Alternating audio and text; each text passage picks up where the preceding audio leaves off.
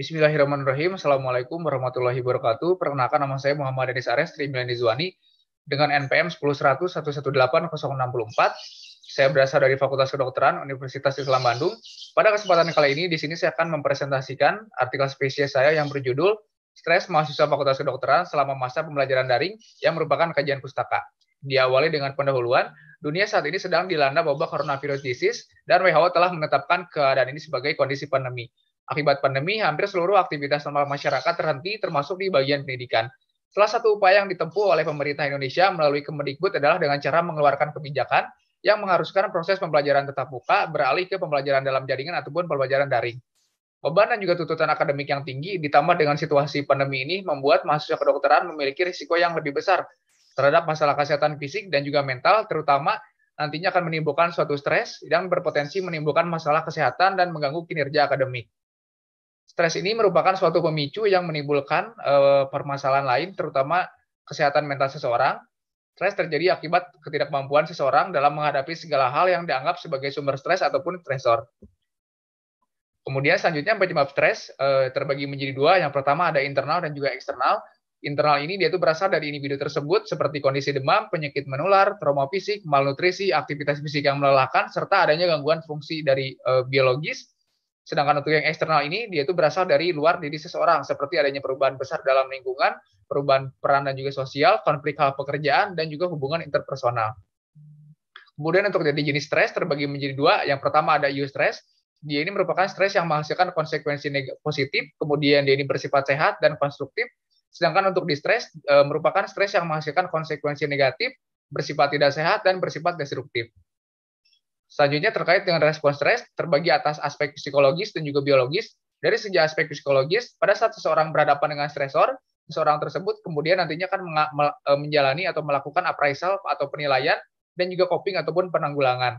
Appraisal atau penilaian merupakan tindakan penafsiran ataupun tanggapan yang dilakukan oleh individu terhadap suatu peristiwa ataupun keadaan ataupun kejadian yang sedang dihadapinya.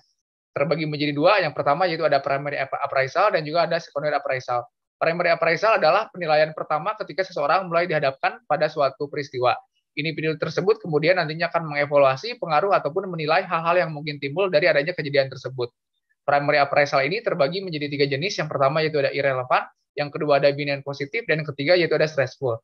Dan yang kedua yaitu adalah secondary appraisal. Secondary appraisal ini dia itu merupakan penilaian tahap 2 di mana seseorang nantinya akan menentukan jenis coping ataupun penanggulangan pada sumber stres yang sedang dihadapinya. Selanjutnya dari segi aspek biologis, ketika seseorang berhadapan dengan suatu stresor, tubuh akan merespon dengan cara mengaktifasi sistem saraf otonom yang memiliki peran utama dalam mekanisme stres, dan kemudian akan mengaktifasi juga sistem saraf simpatis yang nantinya akan berperan mengatur berbagai fungsi fisiologis di tubuh kita, seperti meningkatkan tekanan arteri, kemudian denyut jantung, produksi saliva, dan juga ekskresi keringat. Hal lain juga direspon oleh amigdala, yaitu nantinya berperan dalam proses emosional dan bertindak sebagai pengatur perasaan, kemudian kecemasan dan ketakutan selama stres berlangsung. Kemudian selanjutnya terkait dengan coping stres, secara definisi coping merupakan proses cepat yang dilakukan oleh tubuh sebagai upaya untuk melawan sumber stres yang sedang dihadapinya. Coping ini terbagi menjadi dua jenis. Yang pertama yaitu adalah problem focus coping, yaitu metode yang berfokus pada upaya yang dilakukan oleh seseorang untuk menghadapi sumber stres secara langsung. Dan yang kedua yaitu adalah emotion focus coping. Dia ini merupakan coping stres yang melibatkan emosi, di mana metode ini adalah bentuk manifestasi karena seseorang tersebut tidak dapat kembali menahan ataupun menghadapi sumber stres yang sedang sedang dihadapinya.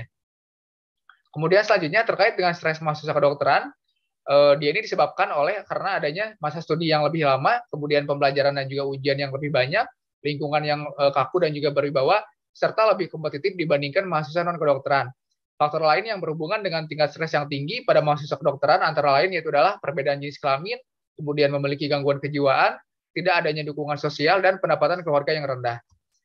Kemudian selanjutnya terkait dengan stres mahasiswa kedokteran selama masa pembelajaran daring, seluruh aktivitas kegiatan akademik berubah menjadi proses pembelajaran daring ataupun dalam jaringan. Transisi pembelajaran online ini membutuhkan penyesuaian substansial yang cukup kompleks.